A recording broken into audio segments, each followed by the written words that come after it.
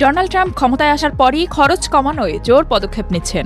এজন্য ট্রাম্পের নেতৃত্বে নতুন প্রশাসন তাদের বাজেটেও কাটছাঁটের পদক্ষেপ নিয়েছে। এর অংশ হিসেবে বাংলাদেশ ও ভারত সহ বেশ কয়েকটি দেশের জন্য বরাদ্দকৃত কয়েক লাখ ডলার বাতিল করা হয়েছে। ১৬ ফেব্রুয়ারি ইলন মাস্কের নেতৃত্বাধীন department of government efficiency DOG ঘোষণা দিয়েছে বাংলাদেশের রাজনৈতিক পরিস্থিতি উন্নয়নের জন্য যুক্তরাষ্ট্রের ২৯ মিলিয়ন ডলারের প্রকল্প বাতিল করা হয়েছে। একই সঙ্গে ভারতের ভোটার উপস্থিতি বৃদ্ধির জন্য নির্ধারিত ২১ মিলিয়ন ডলারের প্রকল্প বাতিল করা হয়েছে। ডিওজি এক্স হ্যান্ডেলে এক পোস্টে জানিয়েছে, যুক্তরাষ্ট্রের করদাতাদের ডলার এসব প্রকল্পে ব্যয় করার পরিকল্পনা করা হয়েছিল, সেগুলো সম্প্রতি বাতিল করা হয়েছে। ভারত ও বাংলাদেশের পাশাপাশি আরও কয়েকটি দেশের বরাদ্দ বাতিল করেছে ডিওজি।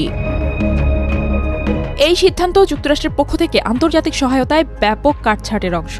ট্রাম্প প্রশাসনের এই পদক্ষেপ ভারত ও বাংলাদেশের নির্বাচনী প্রক্রিয়া ও রাজনৈতিক স্থিতিশীলতা উন্নয়নের লক্ষ্যে নির্ধারিত মূল উদ্যোগগুলোকে ব্যাপকভাবে প্রভাবিত করবে বলে মনে করা হচ্ছে। এই কাটছাঁট যুক্তরাষ্ট্রের বৈদেশিক সাহায্যের অগ্রাধিকার পুনর্মূল্যায়ন এবং আন্তর্জাতিক উন্নয়ন প্রকল্পে ব্যয় কমানোর একটি বৃহত্তর উদ্যোগের প্রতিফলন। ইলন মাস্ক বারবার দাবি করে আসছেন, বাজেট কাটছাঁট ছাড়া যুক্তরাষ্ট্র দেউলিয়া হয়ে যাবে। ভারতের প্রধানমন্ত্রী নরেন্দ্র মোদী ও মার্কিন প্রেসিডেন্ট ডোনাল্ড ট্রাম্পের বৈঠকের মাত্র কয়েকদিন পরই এই ঘোষণাটি এলো। এই দুই নেতা যুক্তরাষ্ট্র ভারত সম্পর্ক শক্তিশালী করতে উল্লেখযোগ্য কিছু পদক্ষেপের ঘোষণা দিয়েছেন, কিন্তু হোয়াইট হাউসে ব্রিফিং কিংবা অনলাইনে বিবৃতিতে এই বরাদ্দ বাতিলের বিষয়টি উল্লেখ করা হয়নি। বাংলাদেশের জন্য বরাদ্দকৃত ২৯ মিলিয়ন ডলারের প্রকল্পটি রাজনৈতিক স্থিতিশীলতা ও গণতান্ত্রিক শাসন শক্তিশালীকরণের জন্য বরাদ্দ করার কথা ছিল।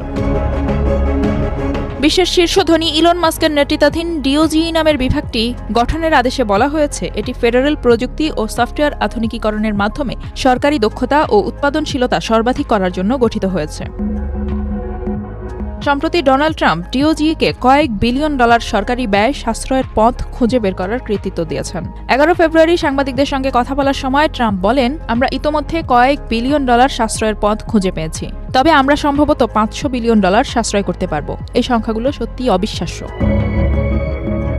যেসব দেশের সহায়তা বাতিল করেছে ডিওজি: মোজাম্বিকে পুরুষদের খৎনায় স্বেচ্ছাসেবী চিকিৎসা প্রকল্পে ১ কোটি ডলার, কম্বোডিয়ার যুব উদ্যোক্তাদের দক্ষতা উন্নয়ন প্রকল্পের জন্য ইউসি বার্কলির ৯৭ লাখ ডলার, কম্বোডিয়ায় বাক স্বাধীনতা শক্তিশালীকরণ প্রকল্পে ২৩ lakh dollar, Prague civil society center ৩২ million dollar, লিঙ্গ সমতা ও নারীর ক্ষমতায়ন হাব প্রতিষ্ঠার জন্য ৪০ মিলিয়ন ডলার, সার্বিয়ায় সরকারি ক্রয় প্রক্রিয়া উন্নয়ন প্রকল্পে ১৪ মিলিয়ন ডলার, এছাড়া নির্বাচন ও রাজনৈতিক প্রক্রিয়া শক্তিশালীকরণ কনসোর্টিয়াম ৪৮৬ মিলিয়ন ডলার।